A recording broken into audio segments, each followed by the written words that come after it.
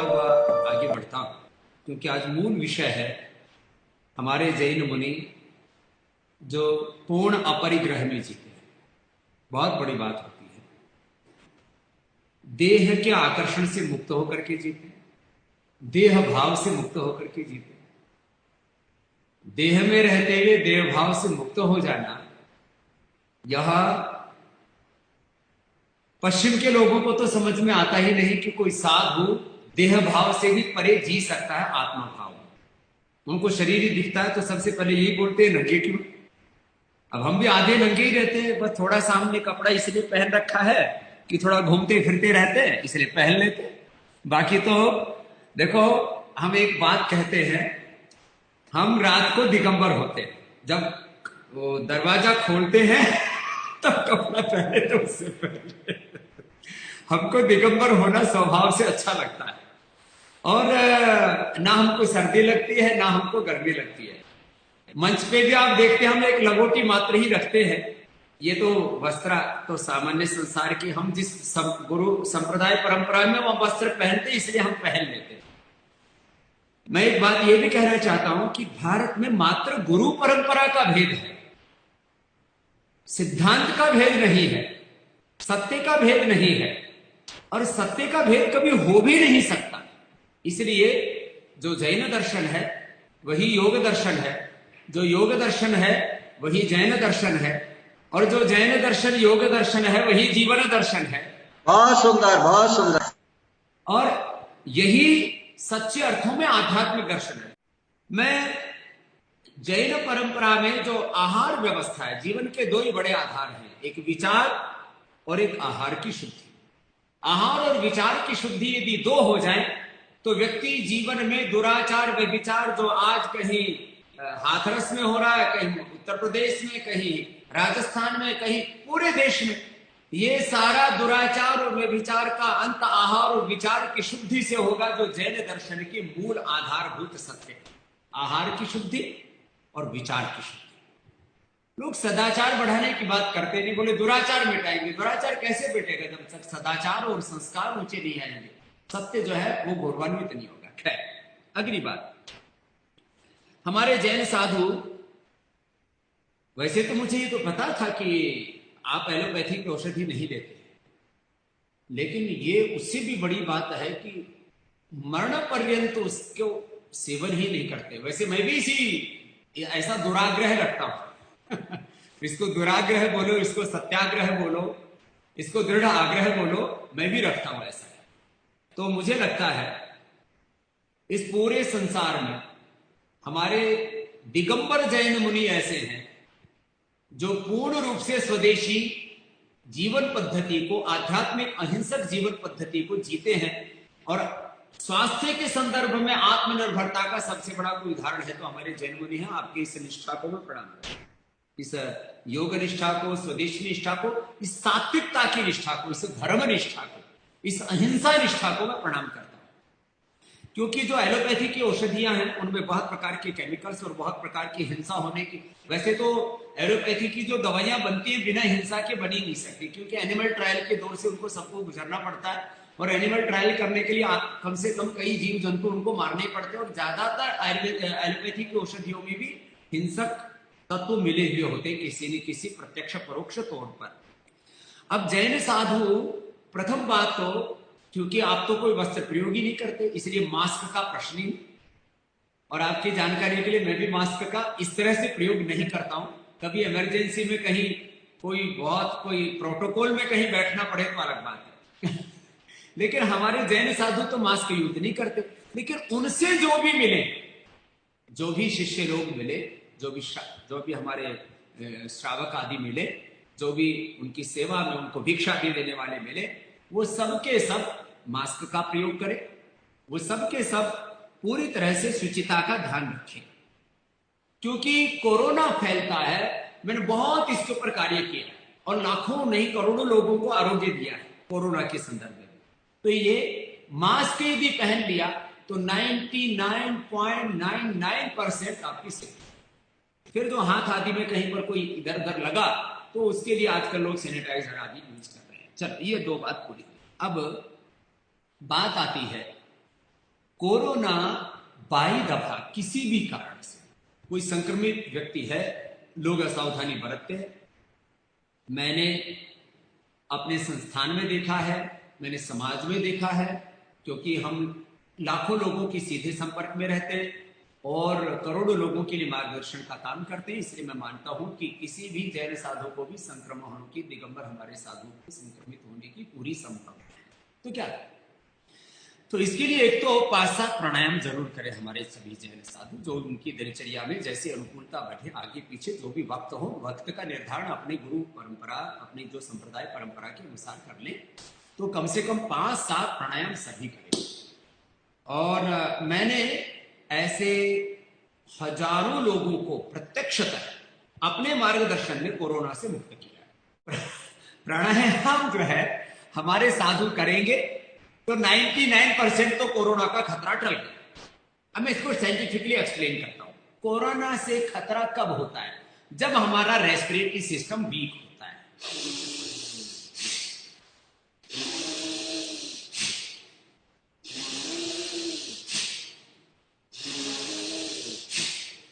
यदि हमारा जैन साधु, हमारे जैन मुनि, हमारे जैन गुरु महापुरुष ये दीर्घ श्वसन करते हैं तो उनका रेस्पिरेटरी सिस्टम इतना स्ट्रोंग होगा, करीब 7 करोड़ फेफड़े के अल्वोलाइज हैं, कोष्ठक हैं, उनको ऑक्सीजन पूरा मिल गया तो भीतर कोरोना जाएगा तो कोरोना की अंत्येष्टि होगी, जैन मुनि की अंत्येष्टि नहीं होगी।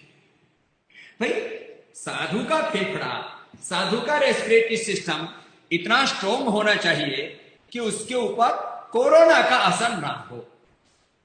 एक बार भस्त्रिका सबको करना अनिवार्य है, सब ऐसी अपनी दिनचर्या में व्यवस्था करना।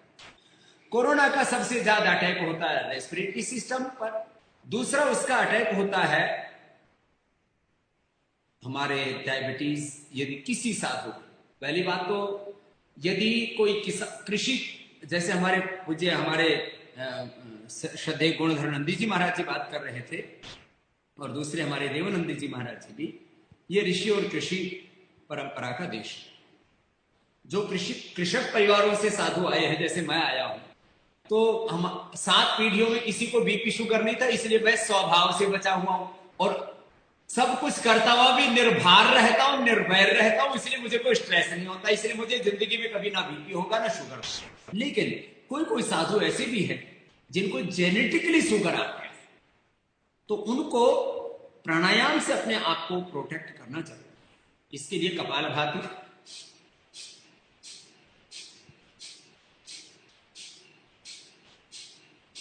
और एक ये मंडूकासन जो वज्रासन में बैठ के हम कराते, मंडूकासन, वक्रासन, उत्तान पादासन, लोकासन, पवन मुक्तासन, 5 आसन और मात्र 5 प्राणायाम। ये 10 तो सभी हमारे जैन साधु कर सकते हैं। भस्त्रिका, कपालभाति, और फिर ये अनुलोम विलोम, भ्रामरी, ओम। तो स्ट्रेस से फ्री हो गए, बीपी फ्री हो गए, हार्ट डिजीज से मुक्त हो गए, अस्थमा से, रेस्पिरेटरी सिस्टम की प्रॉब्लम से मुक्त हो गए, no sugar, no indigestion. Corona में जो मौतें हो रही हैं, कोरोना के कारण से कोई नहीं मरा। कोरोना अटैक करता है जब बॉडी पर, उनके ऊपर अटैक करता है जिनका बीपी हाई है, जिनको हार्ट की प्रॉब्लम है, जिनका रेस्पिरेटरी सिस्टम वीक है, जिनको डायबिटीज है, जिनको कोई भी क्रोनिक प्रॉब्लम्स हैं, जिनकी इम्यूनिटी वीक है। तो 5 प्राणायाम सभी साधु करें, भस्त्रिका, कपालभाति, अनुलोम विलोम, भ्रामरी, उदगी। जिनको गले के थोड़े कफ आदि के विकार रहते हैं वो थोड़ा उज्जाई भी कर लिया करें।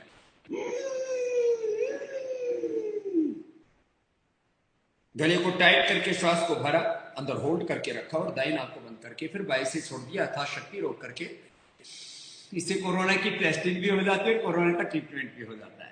आधा से 1 मिनट तक जो रोक लेता है, इसका मतलब आपका रेस्पिरेटरी सिस्टम अच्छा और आपके ऊपर कोई कोरोना का अटैक नहीं हुआ। रोज एक बार करके देखने, इसका मतलब आप कोरोना फ्री।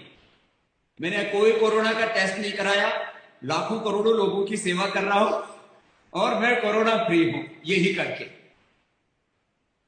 और आपको जानकारी के लिए बताता हूँ, मेरे भी आस पड़ोस में रहने वाले जो लोग जो है बहुत से मुझसे मिले, कोरोना से संक्रमित लोग मुझसे बहुत मिले, सैकड़ों लोग कोरोना से संक्रमित लोग मुझसे मिले हैं, लेकिन मुझे कोरोना नहीं हुआ। ये आपको बात बता देना चाहता हूँ ये रहस्य की बात है। सैकड़ों कोरोना संक्रमित लोग मुझसे मिलकर के गए, उन्होंने बताया स्वामी जी मैं तो कोरोना से संक्रमित था, आपसे मिलके गया हूं, मेरी कोरोना टेस्ट पॉजिटिव है, आप भी अपना देख लेना। मैंने कहा मैं ठीक हूं, कोई चिंता की बात नहीं है। तो अति विश्वास नहीं है, लेकिन ये विश्वास तो होना चाहिए। अगली बात, ये तो हुई योग की बात जी। अब बात आती है औषधि की। हमारे सभी साधुओं से भी कहूंगा कि आंवला, एलोवेरा, गिलोय, तुलसी, नीम आदि जो भी जिसकी प्रकृति की अनुकूलता है वैसा रोज ले लिया करें, तो इससे औषधियों की आवश्यकता ही नहीं पड़ेगी।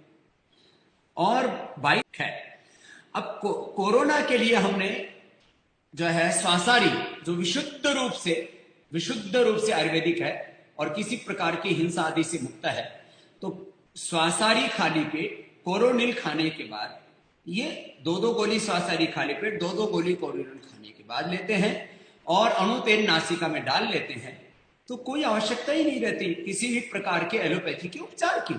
और एलोपैथी में कोई औषधि है ही नहीं, उपचार किस बात का? There is no medication for corona in allopathy. So इसमें तो कोई प्रॉब्लम ही नहीं है, और वो आपको हमने साझा कर दिया। तो जहां पर भी आप कहो, हम आपको 1000, 2000, 5000 किट कोरोना की भिजवा देते हैं। अलग अलग सेंटरों का एड्रेस दे देंगे हमारे जो है भंवरलाल जी को, तो आप जहां जहां हमारे जैन मुनि हैं वहां वहां हम 10-20 किट कोरोनिल की पहले भिजवा देते हैं। ये पतंजलि की तरफ से हमको सेवा करने का सौभाग्य मिलेगा। तो हम सब जगह जहां जहां जैन मुनियों के सेंटर हैं वहां सब जगह कोरोना की निःशुल्क पतंजलि भिजवा देंगे। ये हम आप सबको, खाली ये तो हमारा सौभाग्य है, इसमें कोई ऐसे अपने बड़प्पन के लिए। दूसरी भी जो भी औषधि है जहां पर आवश्यकता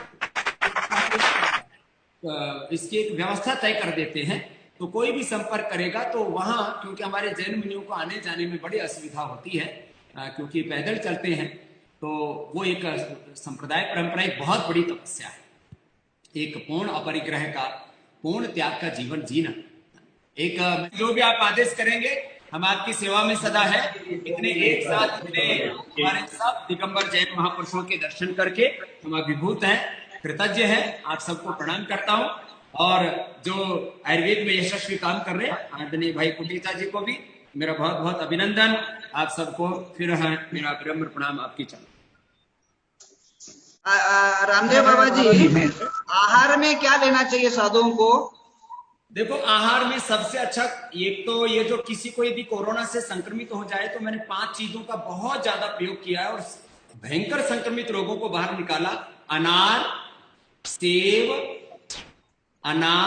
सेव, मौसमी, क्योंकि ये श्वास कोरोना भी देते हैं और उधर से कोरोना के कारण से भी शरीर में अलग प्रकार के कॉम्प्लिकेशंस आते हैं। तो अनार, सेव, मौसमी, मुनक्का, अंजीर, बस ये 5 चीजों का सेवन करें तो बहुत जबरदस्त इंपैक्ट आता है। With in 5 to 7 days corona negative हो जाते हैं। स्वामी जी, हम लोग अंजीर नहीं लेते हैं। अंजीर नहीं लेते तो कोई दिक्कत नहीं। अंजीर की जगह और कोई दूसरी पर्याय हो तो बताइए। अब मुनक्का तो ले लेते हैं, द्राक्ष। हाँ, द्राक्ष मुनक्का लेते हैं। हाँ, तो द्राक्ष हो गया और खजूर हो गया। खजूर ले ले भिगो के, द्राक्ष, खजूर और अंजीर, ये हो गया दाड़म और सेव और मौसमी, बस इतना ही आनंद है। अच्छा और एक है, किसी साधु को करना हो गया और अचानक श्वासोश्वास में समस्या होने लग गया, उसके बारे में उस टाइम क्या करें? क्योंकि हम तो ये आयुर्वेद लेते नहीं है, उसके लिए क्या करें उस टाइम? उसके लिए हो गया अपना एक तो दिव्य धारा आता है, दिव्य धारा आता है, उसमें आप बना के भी रख सकते हैं सभी लोग।